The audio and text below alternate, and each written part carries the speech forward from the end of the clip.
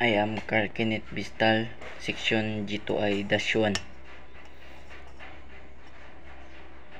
Ship routing information play a crucial role in ensuring safe and efficient navigation by providing guideline and structure routes for vessels to follow.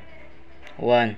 Reducing the risk of collision by organizing marine traffic and separating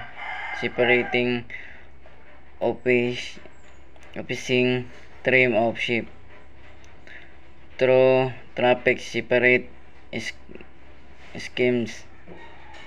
The chance of collision of significantly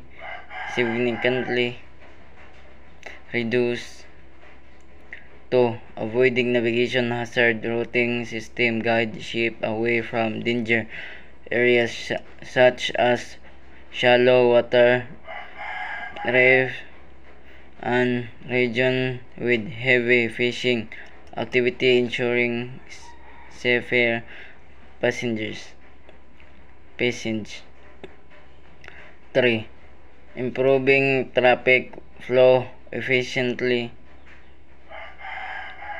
Improving traffic flow efficiency will planned routes help optimize marine traffic, reduce congestion in BCC lane, and allow smoother transit for ship.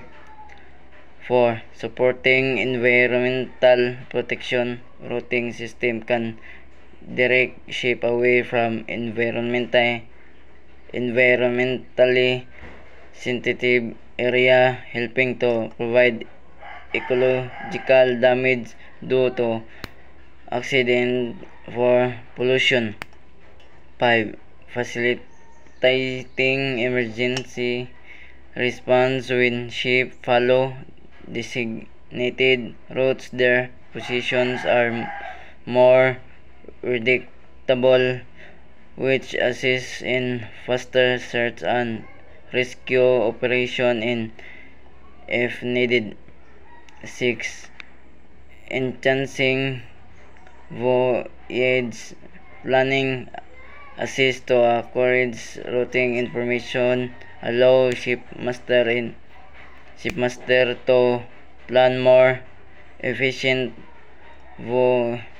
voyages, saving time, fuel, and improving overall